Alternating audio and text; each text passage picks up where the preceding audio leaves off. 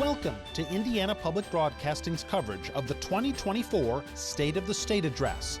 This is Governor Eric Holcomb's eighth and final address to a joint session of the Indiana General Assembly. Holcomb is term limited after 2 terms in the governor's office. The Republican will discuss his agenda for the 2024 session, including an effort to improve reading proficiency among Hoosier students. It's expected to be a lighter agenda than past years, in part because legislative leaders have stressed that the 2024 short, non-budget session should be a quieter one, focused on small changes to existing initiatives. Holcomb may also discuss his tenure in office and cast his vision for his final year leading the state. It's the 2024 State of the State Address from the Indiana House Chamber at the State House in Indianapolis.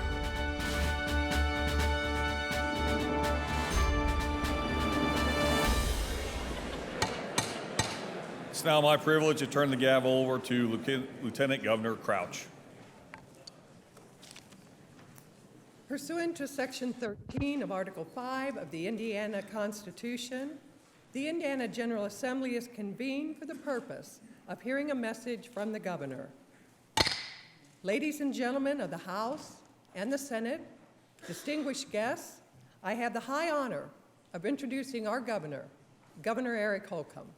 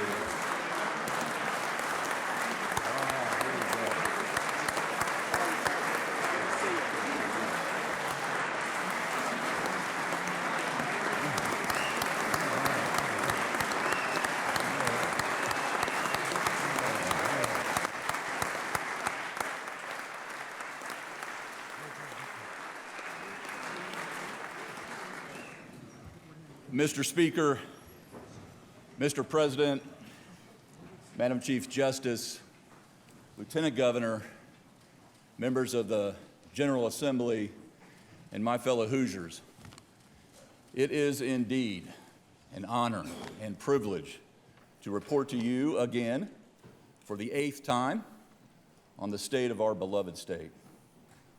A year ago, I stood right here and I promised you that I would work harder than ever to continue to improve the prospects for every person that calls Indiana home. Today, I stand before you again and I renew that same promise until the conclusion of my assigned duty. Together with those in this chamber, we've accomplished a lot for sure, but there is so much work to be done ahead. And as a former Navy man, I'm drawn to a motto embraced by Grace Hopper, one of the first female admirals in the United States Navy. And I quote, "A ship in port is safe, but that is not what ships are built for." In that same spirit, I do not plan to safely stay anchored in port for the next 12 months. After all, standing still is not what we are built for here in Indiana. So to frame up our time here tonight and going forward, I'd like to talk about something I call the Indiana model, which guides all the work that we've been doing together to create lasting generational change on the very foundation laid by our pioneering predecessors. Already it has enabled us to take Indiana to the next level, as you've heard me call it just a few times. That's because the Indiana model seeks excellence, rejecting any notion that a Midwestern Val state would be content with mediocrity, and instead takes giant leaps instead of baby steps. It hinges on collaboration among the public, private, and philanthropic sectors between our administration and the legislature across all levels of government. And it's Hoosier-wide, tossing aside any distinction between Indy and the rest.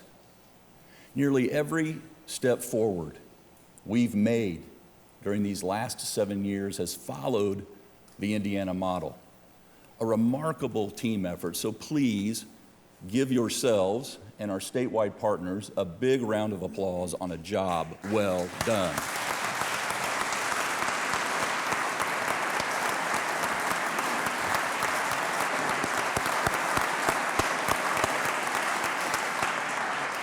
Now, for any state or organization, for that matter, to constantly seek to improve, it's imperative to note what's going on around you, what's changed, what's changing, and what still needs to change. So let's start with what's changed in Indiana over the last 7 years. First, we can finally answer that tired old question that used to be a head scratcher. What is Indiana known for beyond great stuff like the Indy 500 and Larry Bird and a whole lot of corn? Today, the answers abound. We're now known for advanced manufacturing, for being a top 10 ag state, a leader in plant, animal, and life sciences, a top convention destination, a logistics and freight hub, a top state in the nation for infrastructure. And we're on the edge of collaborative R&D across artificial intelligence, semiconductors, data centers, hard tech corridors, nuclear medicine, and energy, and so much more. It's no surprise that Forbes ranked Indiana last year as the #1 state in America to start a business.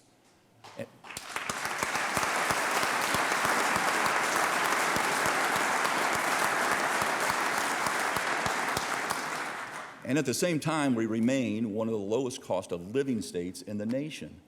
Since 2017, our GDP has grown by over $150 billion.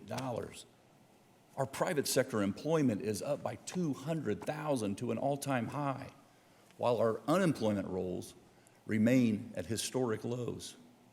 Our population is growing faster than every state we border.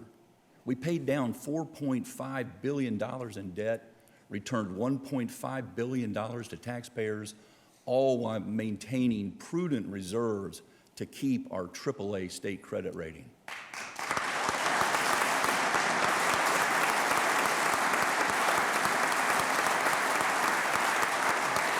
Obviously, ladies and gentlemen, I don't need to tell you, but I'm proud to. The state of our state, Indiana, is strong.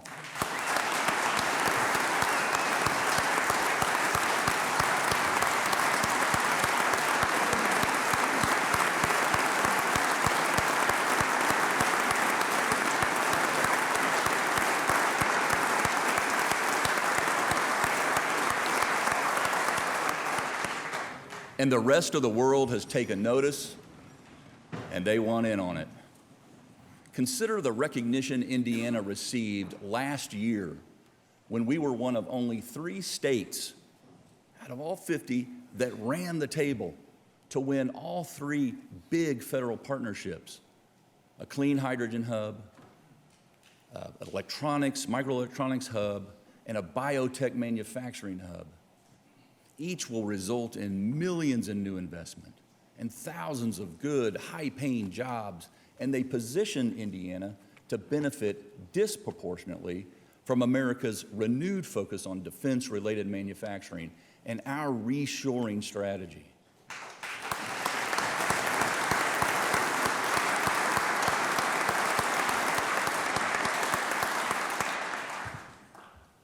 You want some more evidence? Consider the jaw-dropping $28.7 billion in committed capital investment last year, which brought Indiana over $50 billion in just the last 2 years through our economic development efforts.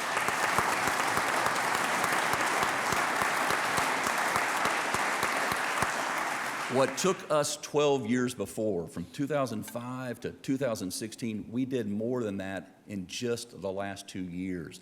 That's called Indiana momentum, and we've got a lot more coming.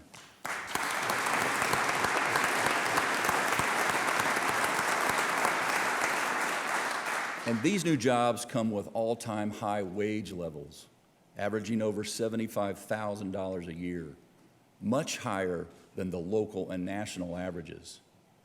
And allow me to be a myth buster here about where this investment is going.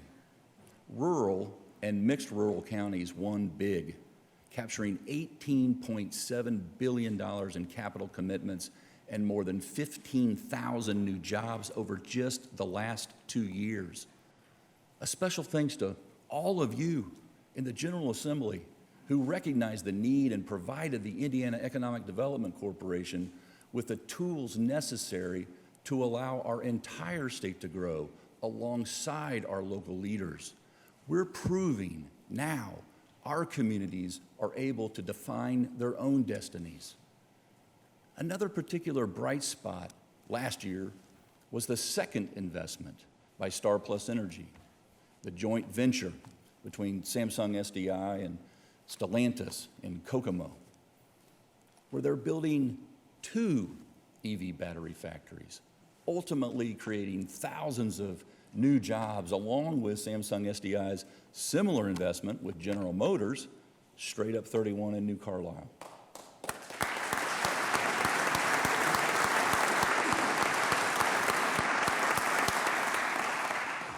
All 3 of these total over $9 billion in new investment.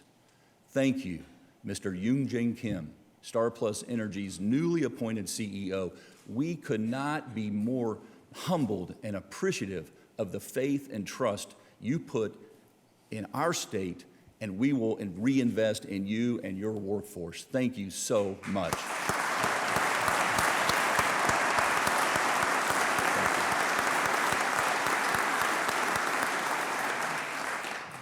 I'm just as proud of Indiana's longstanding relationships with Japan and with Israel, who honor us this evening with their diplomatic presence. Please welcome Consul General Yanagi of Japan and Consul General Cohen of Israel.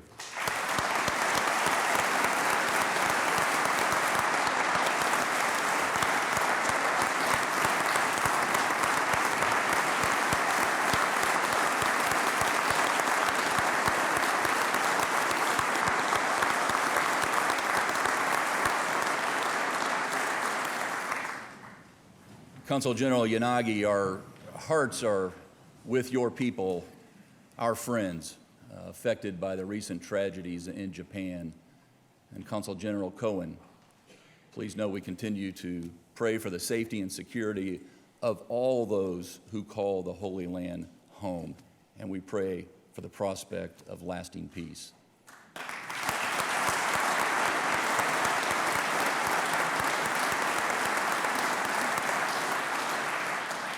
Back home in Indiana, let's move on to what's changing for the better. Businesses and individuals are thriving in Indiana because we operate in a continuous improvement mode.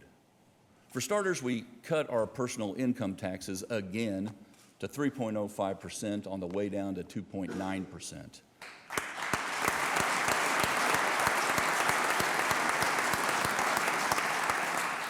Military members will no longer pay state taxes on their military income or pensions.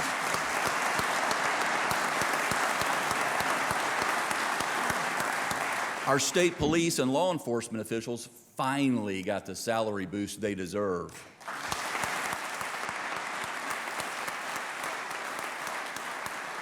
And Indiana's venture capital ecosystem, including our force multiplying $250 million next level fund and Elevate Ventures, ranks among the most active in the Great Lakes region. That's why investments in innovation with global reach, for that matter, can be found in every corner of our state. Like up in Warsaw, where Zimmer Biomet developed a smart knee that automatically checks in with your doctor. To Huntingburg, down south, where OFS is changing the game of furniture manufacturing with the help of German robots.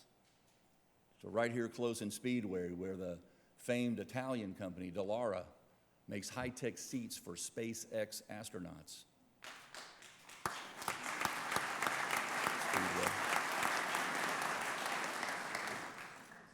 And ladies and gentlemen, the positive change continues.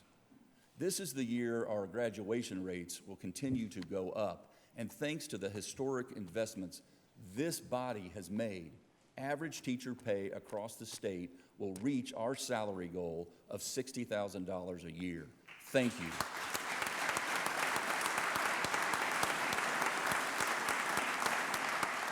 This is the year we'll plant our 1 millionth tree on Arbor Day ahead of schedule. This is the year we'll continue to put down some 280 miles of trails in all parts of our state, making Indiana a recognized trail leader. This is the year we finish connecting over 70,000 households and businesses, completing the $320 million investment in the next level broadband investment program. And that's before we launch an even bigger, larger $800 million federally backed program for every Hoosier who still lacks fast, affordable internet access.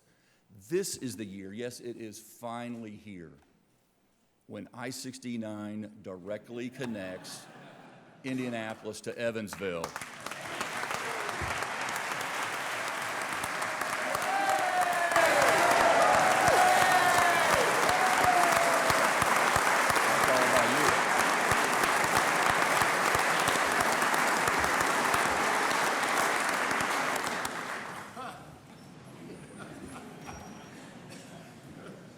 You shot up fast.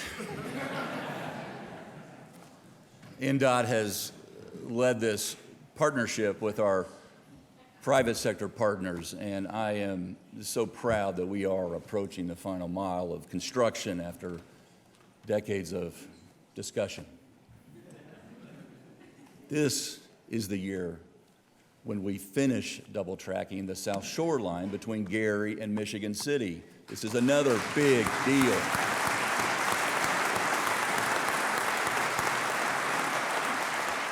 This is a year our rest stops are converted into true welcome centers. This is the year we move aggressively on huge capital projects that have been on the drawing board gathering dust for years, including a new prison in Westville, a new archives building, new crime labs, a state-of-the-art law enforcement academy, co-locating our world-class deaf and blind schools, and building the first new state park lodge since 1939 in our state, up at Potato Creek State Park.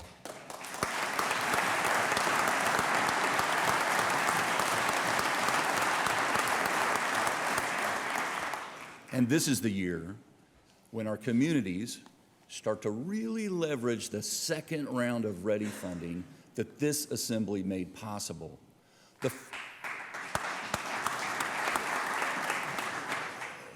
The first round of $500 million leveraged into $12.1 billion in public, private, and nonprofit investment, over $4 billion in housing infrastructure alone.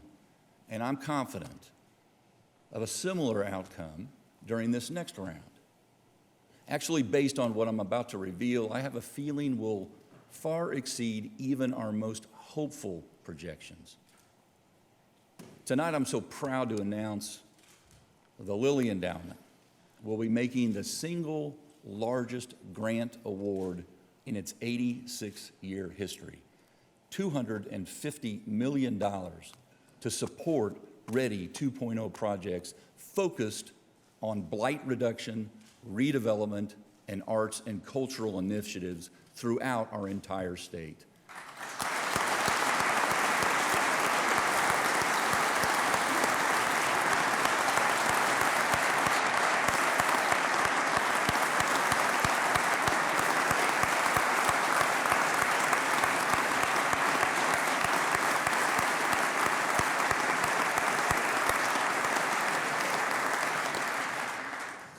Let me offer a few thousand more thank yous to the Lilly Endowment and Jeanette Hill, the president there, and Clay Robbins for both of your stewardship of an organization that once again shows why it's such an essential partner to us here in Indiana in making our state the place we all want it to be for generations to come. Jeanette, thank you, thank you, thank you for being here tonight and every day forward.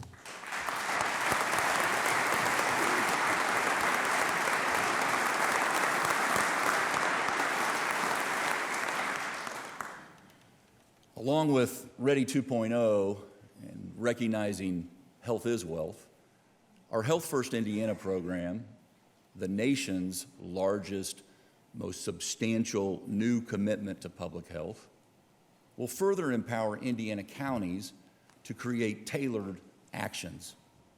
By the way, the first $75 million you all appropriated has just been distributed to the 86 counties that opted in. And I fully realize there is a long way to go here, but let's acknowledge that we're starting to make progress against drug addiction. You in this chamber helped create new tools, such as 385% more beds for residential addiction, for treatment, naloxone distribution, the 988 suicide and crisis lifeline, and an online treatment finder for anyone, anytime seeking to recover.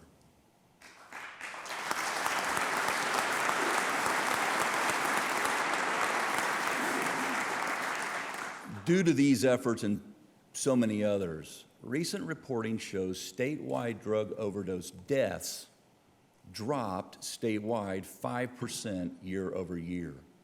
This is progress.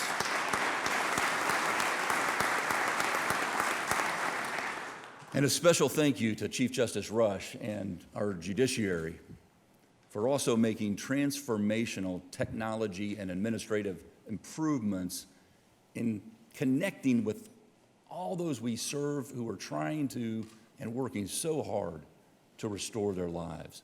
Thank you, Madam Chief Justice.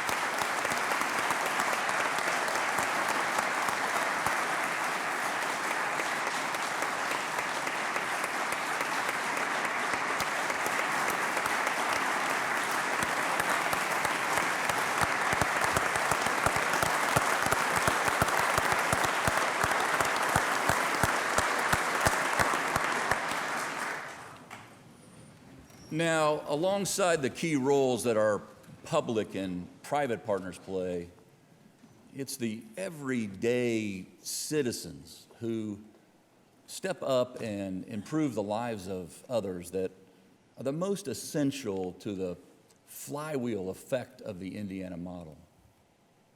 For instance, a few months back, I attended an event at Indiana's War Memorial. A young lady introduced herself and shared an observation that immediately rang true. The license plate we offer our Gold Star families didn't really convey the full meaning of the sacrifice these Hoosier families have made. Lauren Tomkevich did not shy away when I asked if she would help us come up with a worthy Gold Star family plate. Several months later, thanks to her willingness to collaborate with our Bureau of Motor Vehicles, a much more powerful tribute exists. Lauren's everlasting contribution will appropriately honor those who gave us their sons and daughters, their husbands and wives. And her feelings could not have been more personal. You see, Lauren lost her husband, Matthew, in a NATO training accident in 2022. Lauren and Matthew's mother, Lisa, are here with us this evening. And ladies, we join you in honoring Matt and too many others that have made that same sacrifice.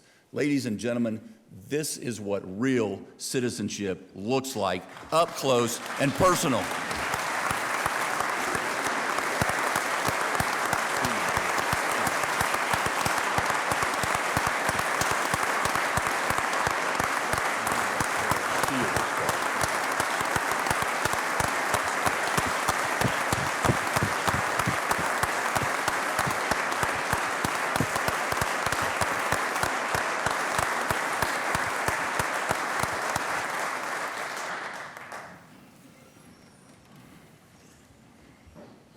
And finally, in an attitude of gratitude, let's continue to live up to the Indiana model in this legislative session ahead by addressing what still needs to change. Here are a few commitments I believe we must make this year.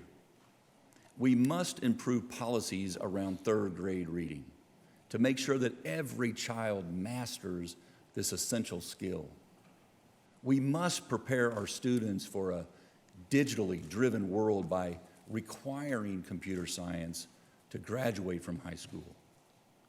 We must work with our public universities to make college even more accessible by creating more 3-year and associate degree options. We must expand our child care workforce to help more working moms and dads in Indiana. We must update the state disaster relief fund to make it easier for local communities to access the funds they need. And we must build better awareness of our state's next level jobs programs. There's so many of them. And we'll do that through a campaign we're calling One Stop to Start, helping people obtain one of the many high-paying, life-changing jobs available right now throughout our state. I ask for your partnership in making these things happen because we must never forget how much the work of good governance matters to those who sent us here in the first place.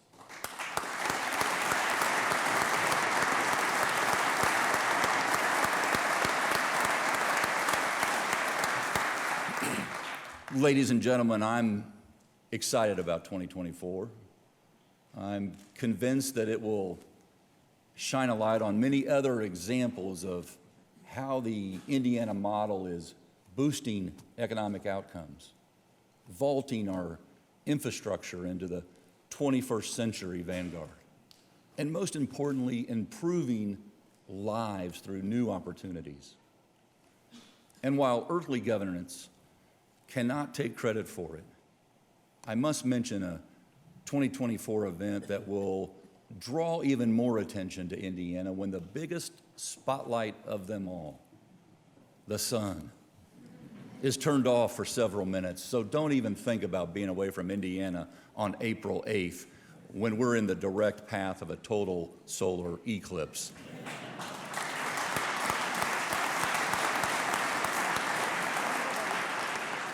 My friends, a new year brings about reflection and preparation for what's next.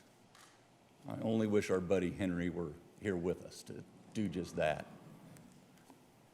Term limited though I am, here are my promises to you for 2024.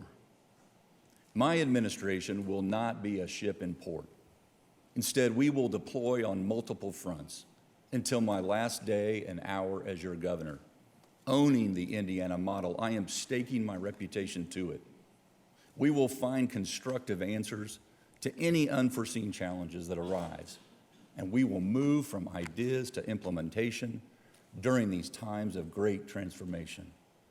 And I will continue to listen, as I have done for 7 years now, to any and all partners who share a love for Indiana and believe in our future.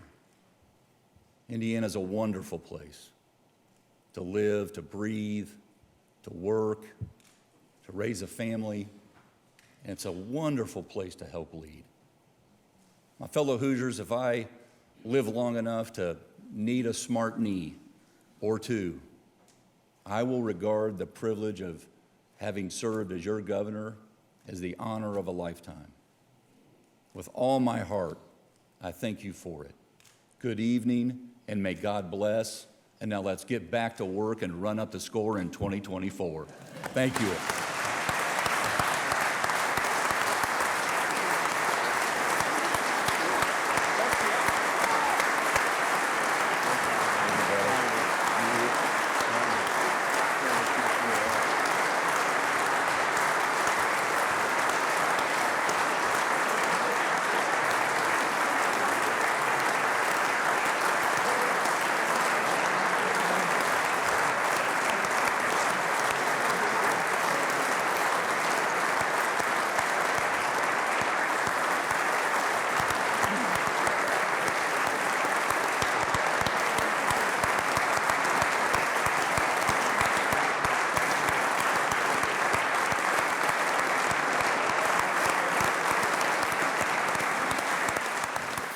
Thank you for joining Indiana Public Broadcasting's coverage of the 2024 State of the State Address from the Indiana House Chamber at the State House in Indianapolis. The spotlight now shines on the General Assembly, where lawmakers will work on their agendas and the governor's as part of their short session, which is set to end in mid-March. IPB News will bring you daily coverage of the inner workings at the State House on the topics that matter most to Hoosiers.